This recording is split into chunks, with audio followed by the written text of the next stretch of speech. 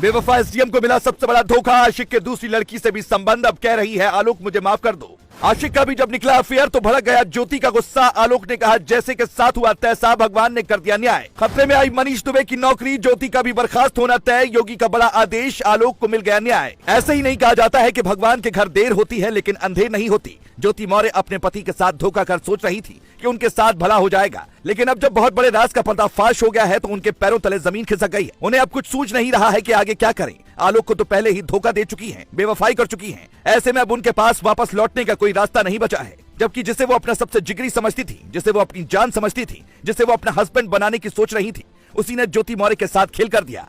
ज्योति मौर्य और आलोक की शादी 2010 में हुई थी। तब आलोक को यही लग रहा था कि उनकी जिंदगी शान से गुजर जाएगी, क्योंकि उनकी बीवी उन्हें काफी ज्यादा समझती है। आलोक और ज्योति के बीच शादी के बाद रिश्ते भी बहुत अच्छे थे। ज्योति ने पढ़ाई के लिए आलोक को मनाया था। तब आलोक अपने घर वालों से लड़ गए थे और ज्योति की पढ़ाई का खर्चा अपनी कम तनख्वाह में भी उठा रहे थे। आलोक मौर्य ने ज्योति के पीछे अपनी पूरी जिंदगी लगा दी थी ताकि किसी भी सूरत में वो अधिकारी बन पाए और उनका नाम रोशन हो सके। आलोक का सपना भी पूरा हो गया और ज्योति मौर्य एसडीएम बन गई। लेकिन उनके एसडीएम बनने के बाद आलोक के अच्छे दिन शुरू होने की बजाय बुरे दिन शुरू हो गए। आलोक के मुताबिक नौकरी लगने के बाद धीरे धीरे उन्हें ज्योति ने साइडलाइन करना शुरू कर दिया और गैर मर्दों के साथ बातचीत करनी शुरू कर दी। अब क्योंकि ज्योति बड़ी अधिकारी थी और आलोक एक सफाई कर्मचारी थे, इसीलिए वो ज्यादा कुछ अपनी पत्नी को नहीं बोल पा रहे थे। कुछ एक बार उन्होंने हिम्मत करके ज्योति से सवाल जवाब भी किए तो ज्योति ने साफ साफ कह दिया कि वो उनके मामले में ना पड़े, काम को लेकर वो लोगों से बातचीत करेंगी। मतलब ज्योति ने बहुत ही चालाकी के साथ आलोक को बेवकूफ बनाया और उनके पीठ पीछे ही खेल करती रही। लेकिन उनके खेल के बारे में 2020 में आलोक को पता चल गया। आलोक ने आरोप लगाया कि 2020 से ही वो मनीष दुबे नाम के कमांडेंट से बातचीत कर रही थी।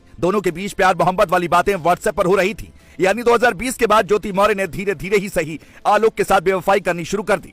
लेकिन जब पानी सिर से ऊपर गुजर गया तो आलोक का सब्र भी जवाब दे गया और उन्होंने खुलकर ज्योति मौर्य के खिलाफ आवाज उठाने का फैसला किया। पिछले 10 दिनों से आलोक लगातार न्याय की गुहार लगाते हुए ज्योति के खिलाफ एक्शन की मांग कर रहे थे। हालांकि पुलिस और प्रशासन भले ही आलोक को न्याय तुरंत नहीं दिला पाया, लेकिन ऊपर वाला सब कुछ देखता है। मीडिया रिपोर्ट की माने तो ज्योति मौर्य के आशिक के कुछ दूसरी महिलाओं के साथ संबंध की बात भी सामने आ रही है। यानी अगर ज्योति ने अपने पति आलोक को धोखा दिया तो वहीं उनके साथ भी उनके आशिक ने खेल कर दिया। खबरों की माने तो मनीष दुबे के कुछ और महिलाओं के साथ संबंध है। अगर इन बातों में सच्चाई है तो ये ज्योति के लिए किसी बहुत बड़े झटके से कम नहीं है, क्योंकि जिसके लिए उन्होंने अपने पति को छोड़ने तक का फैसला कर लिया, कोर्ट में अर्जी दाखिल कर दी ताकि तलाक मिल सके, अब उसी आशिक ने उनके साथ धोखा कर दिया। इसीलिए अब सोशल मीडिया पर लोग कह रहे हैं कि ज्योति मौर्य के साथ भगवान ने अच्छा किया और आलोक मौर्य जो अच्छे इंसान हैं उनके साथ भगवान ने न्याय कर दिया।